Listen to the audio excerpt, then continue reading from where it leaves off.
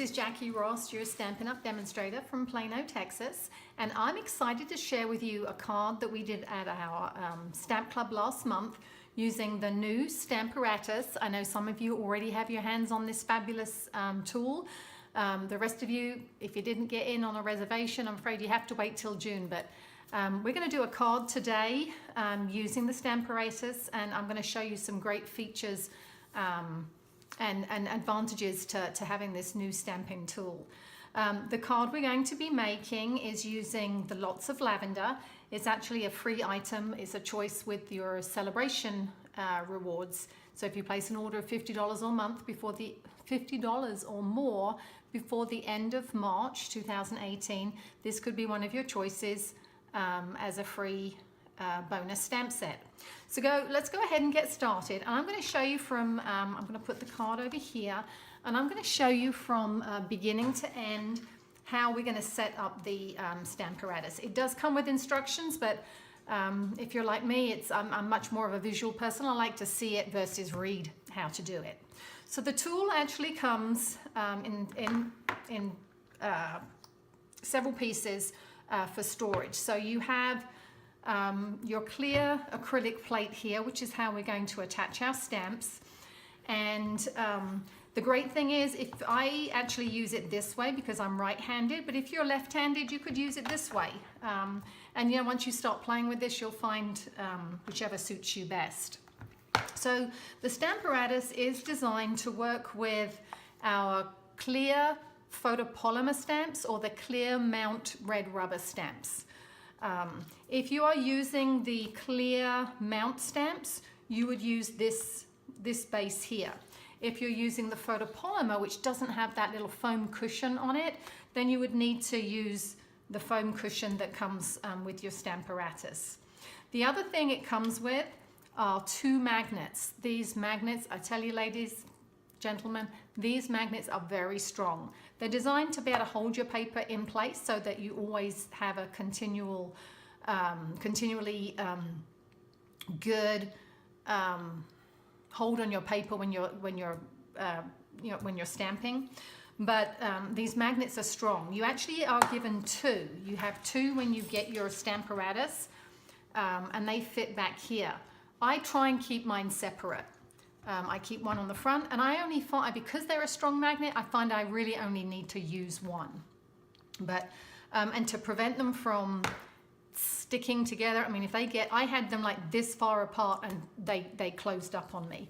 So a tip I would pass on is I have actually covered this and kind of given myself a little handle, a little tail to hold on to it. I put duct tape and then a piece of washi tape. The reason I added the washi tape is that sometimes you're going to get ink on here, which can transfer to your paper. So you don't want that. So that way you could replace it. But definitely this is a good tip. So let's go ahead and get started with how to actually set up and use this fabulous tool. We are going to be stamping on a slim piece of paper. What I found was that the stamping works better when you're away from the hinge, whether it's the top hinge or the side hinge. So when you're stamping like a regular piece of cardstock, like for instance, and your image is here, when you're bringing it over, you're going to be fine. But when you're doing a skinny piece, you don't want it so right to the edge. So what we're going to do is we're actually going to make a shim, because you really need that guideline on where to place your paper. So we're going to put this shim here. Actually, I'm going to turn it over, and we're going to place this in here. So the first thing we're going to do,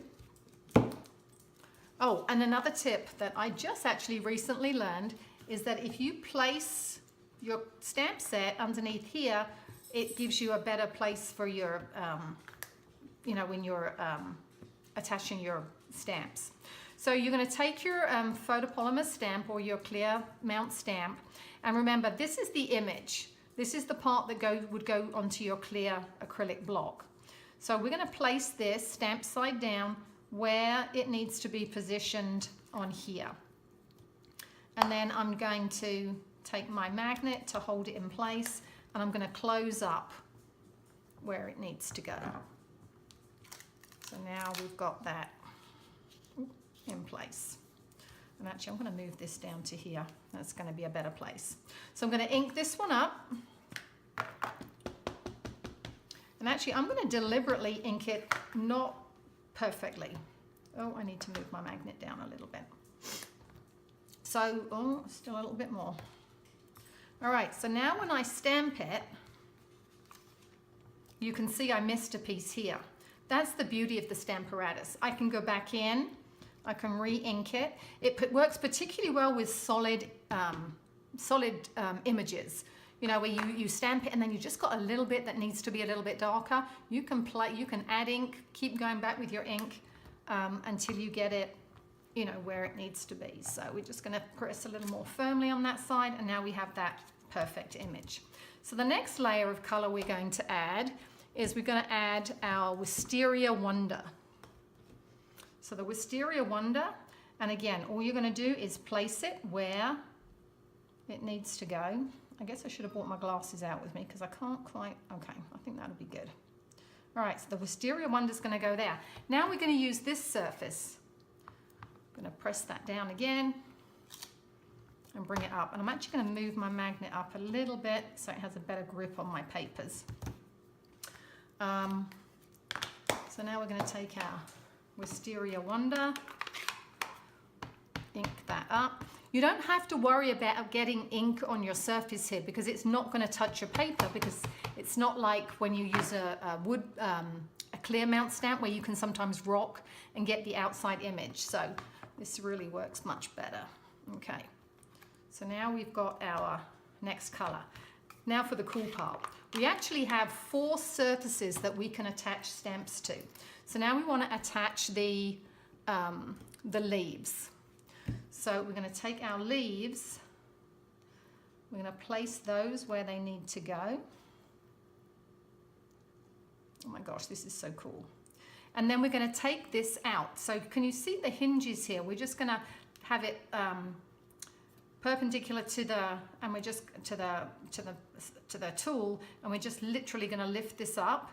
I'm going to turn it around and place it back down again, and then I'm going to press it down.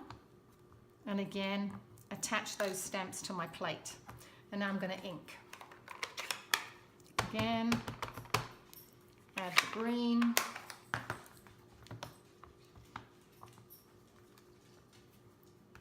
And we've got our stamps. But let me show you something else that's really pretty cool. I'm just going to grab another piece of paper, because once you have this, because the stamps are all in position, you can actually do it backwards, which is really, really, really cool. So I'm just going to, for now, just to show you. So we're going to do it backwards. This is going to be fun. So now we're going to do the green, okay, and we're going to stamp it. Oh, I forgot to put my magnet down.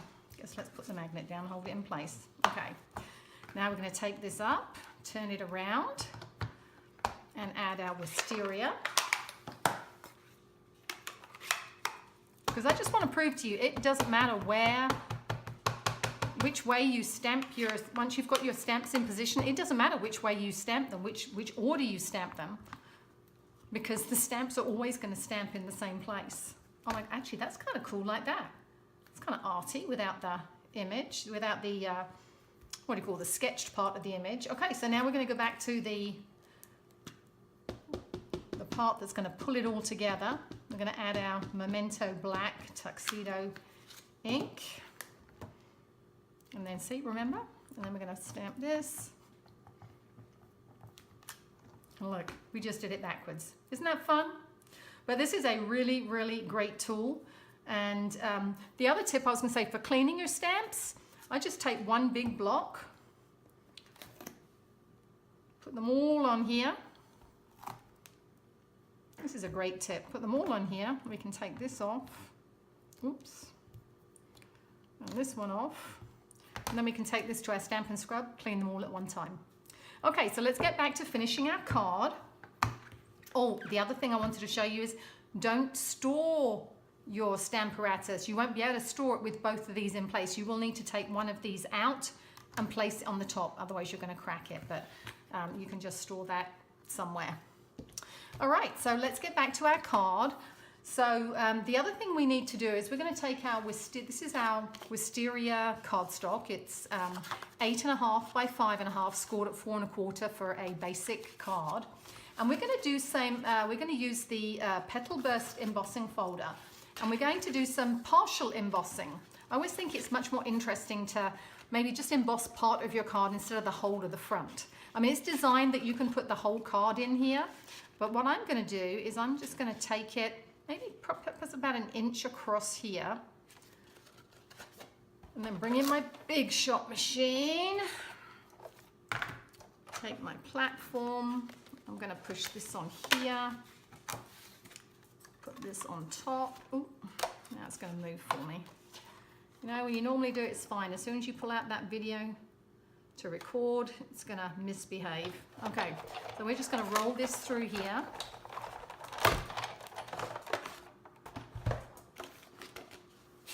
Okay, and you can see now we've got we've got it flat, and it just adds more interest. The other good thing with this particular, the Petal Burst embossing folder, you could either have it this way, or you could fold it and have it this way. So the top part is sometimes deciding which side you're going to use. So we're going to place this on here. I have lost the piece. Oh, here we go. The piece of card here. We're going to bring in some Pear Pizzazz to layer our lavender onto. So that's just a little bigger than that. And I have the measurements somewhere. I just cannot find them at the moment. And then we're going to put our dimensionals on the back. Remember, you want to put your dimensionals so that they're not right on the edges, just so they're in a little bit. We're going to add this to our card front. I actually made a bow earlier, a fork bow. I don't know if I've done a video tutorial on how to do a fork bow. Well, we call it a fork bow, but it's actually a bow made with a fork. Oh, here we go. They're super easy to do. I need to check and see if I've actually done a video on it. If I haven't, then I will do one. Okay, so here's our little bow. We're going to press that onto our glue dot and add that to here. And then we just need to stamp the inside of our card. So to stamp the inside, again, this is the stamp set we're using. So we're going to use these pieces for this one. So we're going to take our Memento black ink again, stamp that on the top. Oh, that's not very good. Okay. I love two-sided paper, don't you? Oh, that's much better. Okay. Then we're going to go back and take our wisteria ink, and we're going to stamp the flower part. And you'll see there's kind of a little lump. You can see where the shape of the stamp here actually is on here, so you get a good, and then there's 2 little dots. And again, I did not put my readers on, so that's pretty good. Sometimes I impress myself. Okay, and now Pear Pizzazz, because we need some green leaves. And when I mounted the leaves onto the block, I did the same things I did with the Stamparatus. So I placed the stamps in position onto my stamped images, and then I pressed the block onto it to get the position. So that way I could stamp these both at the same time instead of having to stamp them separately. And again, I'm getting a bit of a glare from the light, but okay. I think the last thing we need is a sentiment, which we are going to do in Memento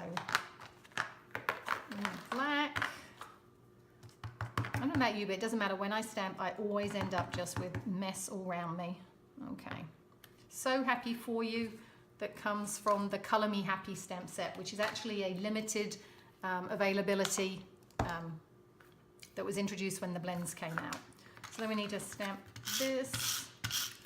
Our snail, put that inside our card. Oh, one final touch. We need to wink it with some Stella. I love, love, love this stuff. This is the Wink of Stella, and it's just like a little shimmery paint in a brush. So I like to do little S's so that you don't have it all over. And I don't know if the camera will even pick that up as I move it. Can you see it shimmering? Believe me, it's gorgeous. It's really pretty. So thank you very much for watching my video. Oh, you know what? I nearly forgot. Let me show you these little things. These are the new narrow note cards that are available in the Occasions catalogue. Perfect for this stamp to do a little thing. And look, this stamp is like it was designed especially for that. Now it's called Lots of Lavender, but since we're crafty, arty people, we don't have to stamp it in a lavender color. This was a swap that I got from someone, and I don't remember who, I'm sorry. This was actually colored in with markers in the blue. And then this gorgeous one, I don't know if there's such a plant that exists, but it's very pretty with the berry burst. And again, just adding a couple of rhinestones here makes it really pretty. And then my first trial when I was playing with this stamp set was this one. I used you can see the shimmer here. I actually did part and part. I used the background stamp for this one, but I used markers to color in the leaves and then wrapped it with the silver ribbon. And again, can you see the shimmer on that with the Wink of Stella shimmer paint? So thank you again for watching my video. Please feel free to go over to my website if you would like to purchase any of these products. And you can subscribe to my blog. Details are here. It's JackieRossStamps.com. And I usually try and post at least twice a week different projects. If you would like the tip sheet for this, I do have a tutorial for this. It's a free download, and if you go to my blog, you will find it there. Not quite yet, because I won't probably post it till next week because I have to upload the video and do it. But I do have a tutorial for you if you would like to go there. So thank you so much, and happy stamping.